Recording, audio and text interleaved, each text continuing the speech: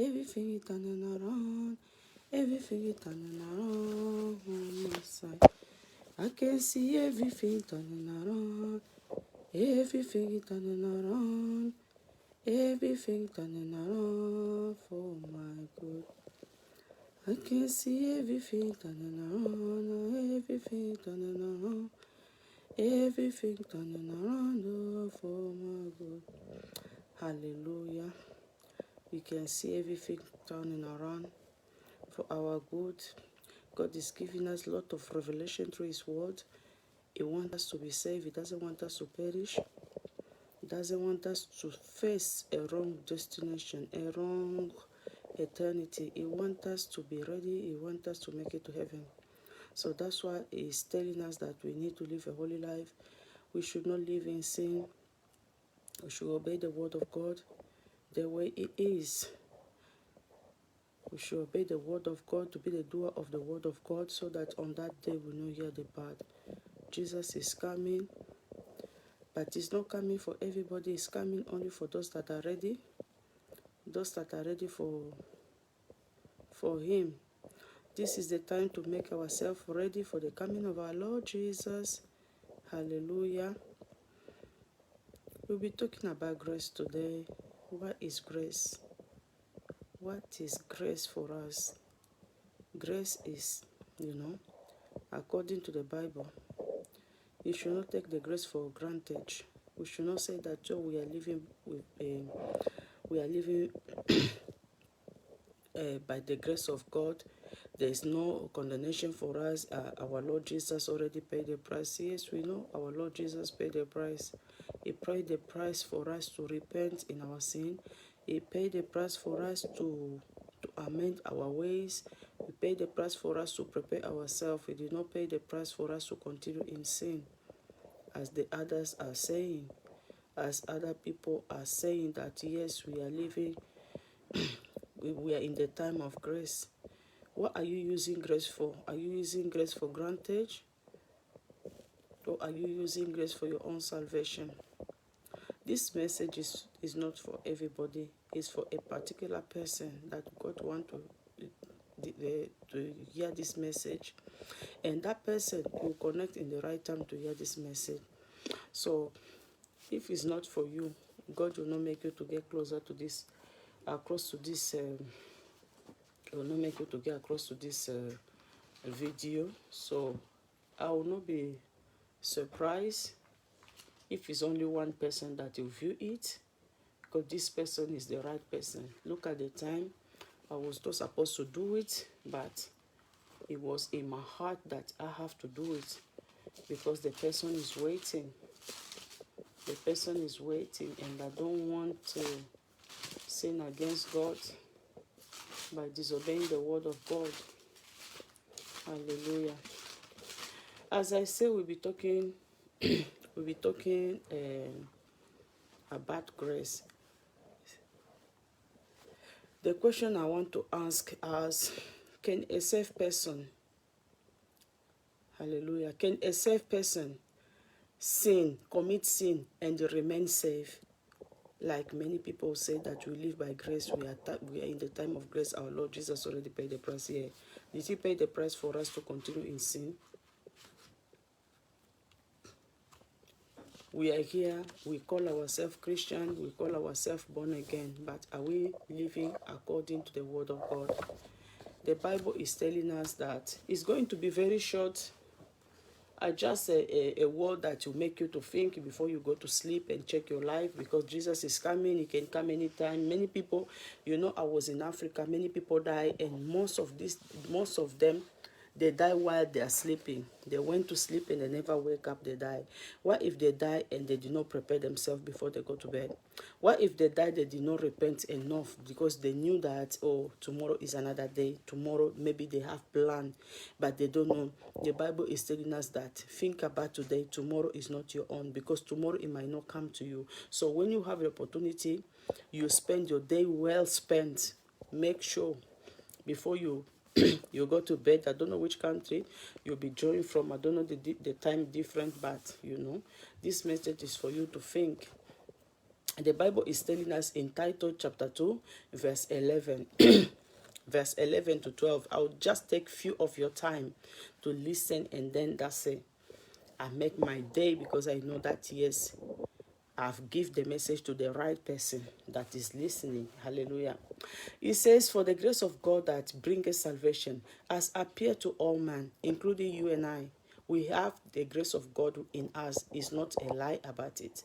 But the second part of the grace is the part that many of us who don't pay attention of it. The second part of the grace is what says in 12.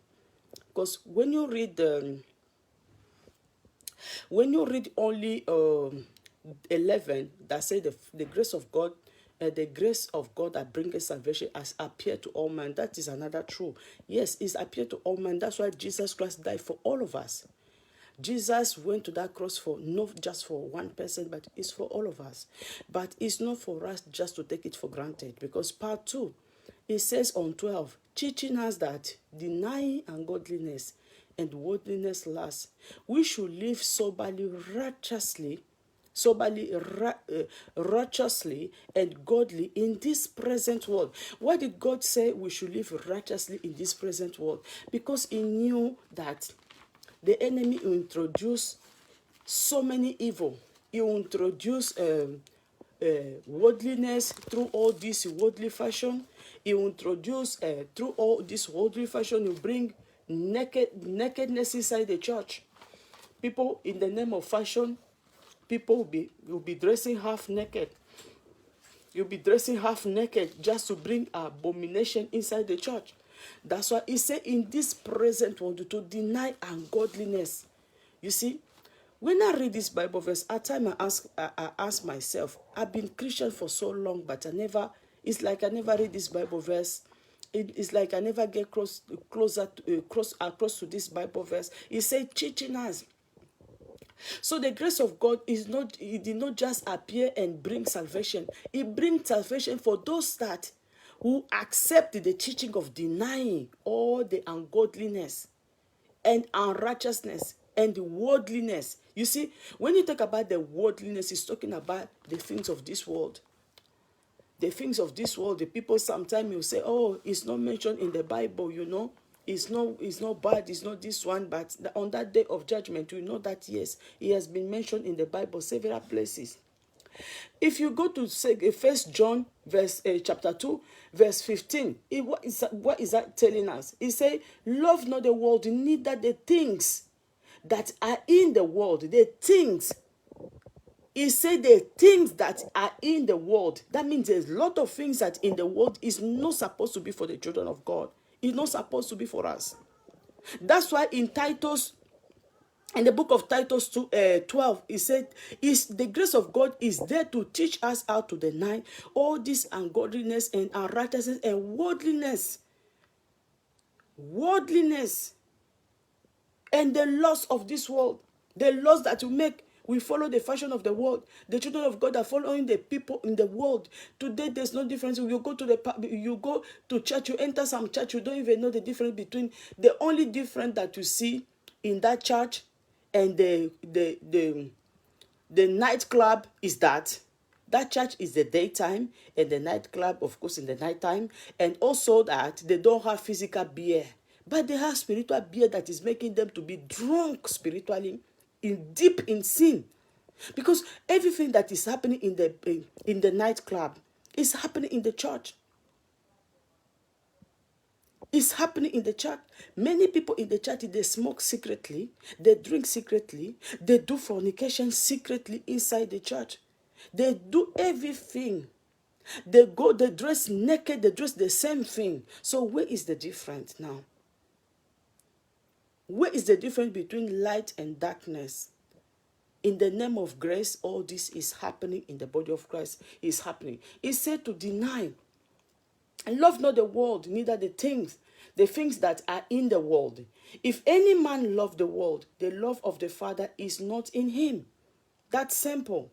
So, you have the choice to love or to deny the world. But there is always condition. As long as you love the world, the love of the Father will not be in you. And if the love of the Father is not in you, then forget about heaven. then whatever reason that makes you to go to the church, whatever reason to make you to join the Bible study is just waste of time. Nothing but deceiving yourself. In 16 is saying us that for all that is in the world, the lust of the flesh, and the lust of the eyes, and the pride of life is not of the Father, but is of the world. It's true. All those worldliness things, whether we like it or not, it brings pride. It brings pride. The more you have, the more you want to show up, the more you want people to appreciate you rather than humbling yourself. It's not common for you to see a rich man humble. It's not common. It is not common. Most of them, they are full of pride. I want to have this. I want people to see this. I want people to see this. I want to have this. This person, I will make sure my own will pass this person. Those are the pride of life. It's not of the Father. It's not for us, the children of God.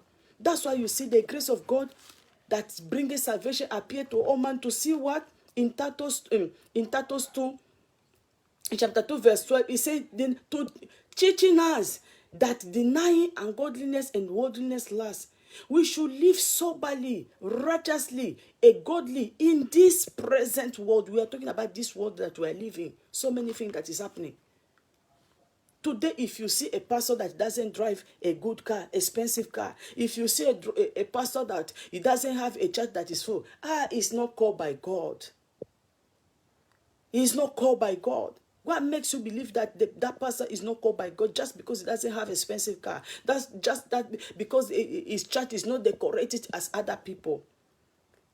God is not looking. God doesn't live in the building that he was built by man, but the building that he himself is the builder. That is our temple. That is our body. Your heart to be pure. Your heart to be righteous. Your spirit to be connected.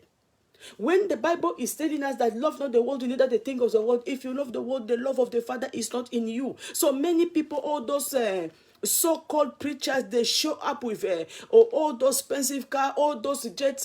Some of them, they just travel in business class. If without business class, they cannot accept the invitation. And when they finish invitation, they're expecting cachet. They're expecting salary. From who? Our Lord Jesus told us not to get money. Go and preach. Freely you receive, freely you give. He even warned his disciples that not even to take anything with them. So where did you get this gospel? In the name of grace, you are deceiving people. Today, people they don't want to preach repentance. They don't want to preach salvation. Jesus started the gospel with repentance message. John the Baptist started preaching with repentance.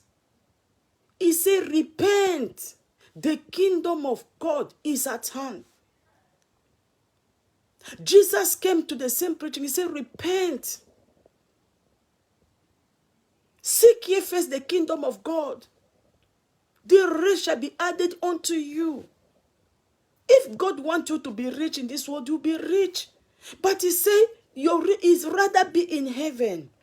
Many people are rich in this world, and they are poor in hellfire. Why will you profit a man to gain the whole world and lose your soul? When you have to appear before the Almighty God, what will you get? It's not about multitude. People today that are compromising because of member. They are changing the message of salvation, the message of repentance into the message of prosperity in the name of gaining more people. In the name of having more members. In the name of competing with other ministers of God. Jesus did not travel in the business class. In the time of Jesus, they was walking mile with people. He mixed himself with the lower class, with the sinners. They was even insulting him to the Pharisees, said that you eat with the sinner. You know? Where all this show up coming from? Nothing but the pride of the world that is not of the Father, but of the Satan. Satan, by pride, he was rejected by God. So anybody with pride, you will not enter the kingdom of God, because Satan, when he was there, he was rejected because of pride. He want to compare himself with the Almighty God. That's why he was rejected. Jealousy. Everybody is different. We have different anointing. We have the same grace, but different anointing. The way God used Moses is different from the way God used Elijah. Imagine if Elijah have to ask God, God, me too, I want to open the Red Sea like Moses. God, you not answer that prayer. Everybody use them, but all of them, they are the servant of God. All of them, they are recognized by God, but be in your position, respect your position. If you have one shoe, praise God, at least you have that one shoe. Because some people, they don't even have that shoe that you have. Today, ministers of God, that is very sad. It is very sad. It came to a time, I don't know about other countries, but I'm talking about Angola in Congo. Today, the ministers of God, if never come to Europe, doesn't have the anointing. It doesn't have the anointing. And when they are preaching, those that already get the opportunity to come and preach to Europe, when they are preaching in their pulpit, look at the language. One of these days when I was preaching in Germany, one of these days when I was preaching in Holland, just say when I was preaching. You have to mention the country. This is part of pride. It is not of God. It is not of God, but of the world. And the world is led by Satan. That's why the Bible is telling us that we are passing by. We should not love the world. The world will pass away. By the judgment of God, he will not pass us by. It is appointed for a man to die once. After death comes the judgment. Are you ready for your judgment? How do you use the grace that appeared to you? The grace that brings salvation that appeared to you. How do you use it? Did you take it for granted? Or you take it, you accept the grace to teach you how to deny all those worldliness things, all those ungodly things that can make you to lose your soul, that can make you to lose your salvation. Brethren, you see this flesh that you see here. Sometimes, when I look myself in the mirror, I say, you will not send me to hell. You, this flesh, I know you. You have some lust in you. You have some desires in you. But my spirit is not going to submit in your desires. My spirit is not going to submit in your lust. My spirit is not going to be your slave. My spirit is not going to suffer the consequence of your action. That's how I challenge my flesh. Because if you don't kill the flesh will end up killing your spirit in hellfire. Although the spirit doesn't die. I'm talking about the second death, that you will not die, but you suffer day and night. There's not even hour there. Flesh. We should not allow flesh to have dominion over us. Everything that you do is flesh. This flesh, This flesh, whatever this flesh is doing it because it knows that it's not going to stand for the judgment. The flesh is not going to face the judgment. The only judgment of the flesh is to perish. Immediately you close your eyes, the separation has started. That's why I see when people are finding it difficult to separate with the things of this world, they are so attached to it, the work of the flesh. It's better to kill the flesh now. Because this flesh, whether you like it or not, it will end up dying. If you don't kill it now, to die now, to leave your spirit alone, to leave your soul alone, it's still going to die tomorrow. It's still going to die tomorrow. And what will happen to your soul? What will happen to your spirit? 2 Thessalonians. I love this Bible verse for those that always say that, oh, God only look at the heart. There is nothing just like only look at the heart in the Bible. Because that particular Bible verse, I explained it once. There is a place that God he says this word. to Samuel, to Prophet Samuel. Why did God say this word to Prophet Samuel? Because Prophet Samuel, when God sent him to go anoint one of the sons of Jesse, he chose the most tallest one. He was looking the appearance. He said, this one have the appearance of the greater soldier. This one he can do the work of God. But this is the way God choose is different comparing to the way man choose. God can challenge a wisdom, a knowledge of human being. Why? That's why you see in the work of God, many people, they are so talented. Many people, they are so, how could I say? They are graduated, they have level. They are so physically out there, worldly wise. You understand? They study, they are very intelligent. But God will not choose them to do the work of God. What will God do? God will go to this illiterate, somebody that it doesn't even know grammar, somebody that doesn't even reach the level of university, and you use that person to challenge those that are graduated. This is our God, honestly. He will not look for your level. He will look for the one that you think is a useless in the eyes of man. This is the person that God is going to elevate to do his work. Because this is one that has passed the test in the eyes of God. This is the person that he have no pride. Like somebody like Apostle Peter. The only work that he knew how to do is fishing. Did you think this man have the time to go to school? But look how God used him mightily to do his work. He told Samuel, he said, no. Samuel wanted to anoint the wrong person that God has not appointed him to anoint. That's why when Samuel wanted to anoint the wrong person, God told him, this is not the one. Ask him if he doesn't have another son. Look, the most rejected one. Hallelujah. The rejected one. Nobody like him. The shortest one. The useless one. The nobody one. God elevate him and make him somebody. My brother, my sister, you are not nobody. You are somebody that God died for. If somebody ever tell you you are nobody, tell him that I'm somebody that Jesus died for. If don't accept any negative word, because you are more than what you think you are. You are more than what you believe you are, because you are recognized by God. You are a chosen vessel of God. He wants to make you the vessel of honor if you accept the Holy Spirit to teach you how to deny all the ungodliness. Your place will be waiting on that table, on the supper of the Lamb. The great supper of the Lamb is waiting. Your name will be there, you know. But for this to happen, it's telling us that whether we like it or not, one day the rapture will take place. Physically or individually or general rapture will take place. You know, Jesus will come. We have the promise. Jesus will come. It says in 1 Thessalonians 5, verse 23, it says, and the very God of peace sanctify you holy.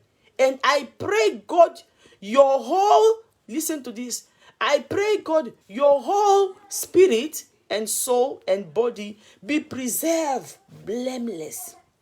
Listen to this. It's talking about something here. Spirit, soul, body, to be preserved blameless into the coming of our Lord Jesus Christ. So that means you cannot say that, my body I can wear whatever I want. Because God will only look at the heart. Because this Bible verse will not escape from your judgment. They will read it again.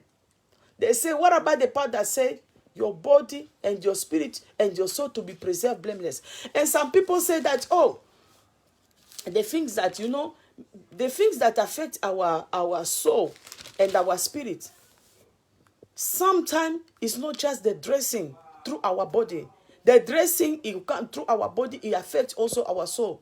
But our spirit can also be filthy. I always tell us, we should check our dreams constantly.